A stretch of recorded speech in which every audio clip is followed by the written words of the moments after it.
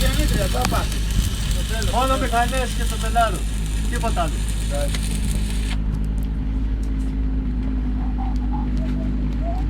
Γιατί άμα πας στο γεννήτρια με χειροκίνητα θα πέσει κανένα μέσα και την καμίσαμε.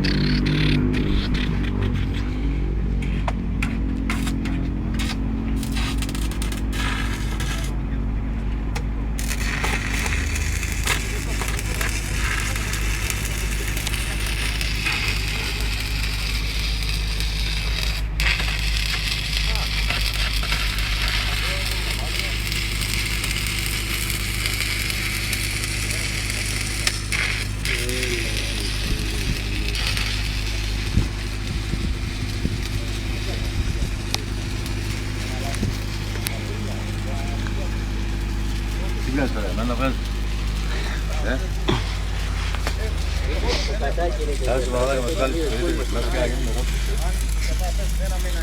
Τι είπες? Να γίνουμε ρόπτες, να μας βγάλεις και στο ίντερνετ. Μετά τι μαλάκες τι πήρες είναι αυτοί, κολλάνε οι άλλοι και αυτοί παίζουν με τα κινητά.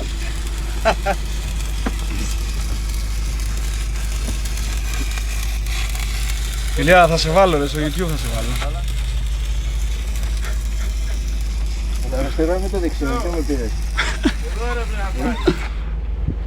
Έλα ρε. Το πουλάκι τσίου. Προσπαθώ να προσγειωθώ, να απογειωθώ. Όχι να κάνει τον άλλον με το, πώς το λένε, το...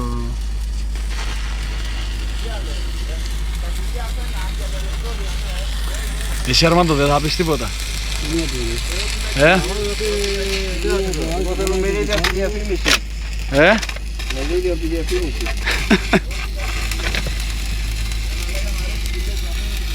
Έτσι άμα θα δουν πάλι τέτοια χατάκια και πούμε να κάνουν καλά τα πράγματα.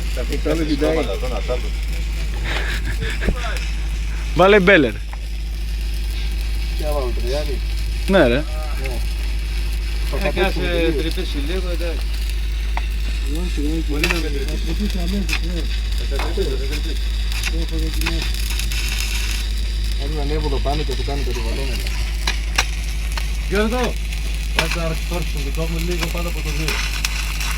Για να μην το κολλάει το ηλεκτρόδιο. Αυτό και διείσδυση έχει και τόξο το αρχικό στο δικό μου. Θα δώσω λίγο τόξο για να έχει ρεύμα να μην το κολλάει το ηλεκτρόδιο. Δεν θέλατε μπέλερ, θέλατε Hyundai. Εμείς θέλαμε ηλεκτρόδια. Εμείς θέλαμε ηλεκτρόδια, δεν μας νοιάζει η μάρκα. Εντάξει. Έτσι θέλω να με πάνε βίντεο. Έτσι σε παίρνει βίντεο. Είναι και ένα τσιγάρο εδώ στο χέρι να έχω να μένω. Και του τσόνι κόκκελο εδώ. Θα τα κάνω να ήταν κουμπό για αριστερή να κάναμε τη μύτα. Τώρα κολλάει, δεν μπορείς να φύγεις.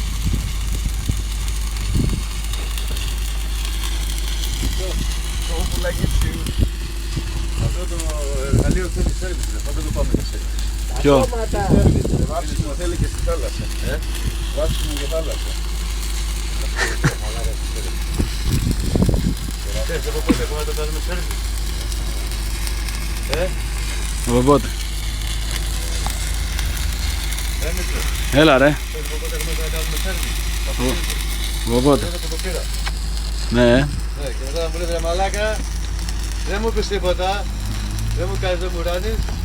Δεν θα κάνεις ένα comment ρε, αφού θα κάνεις comment στο βίντεο ρε Ηλία. Okay. Δεν θα κάνεις comment. Βάλε και ένα.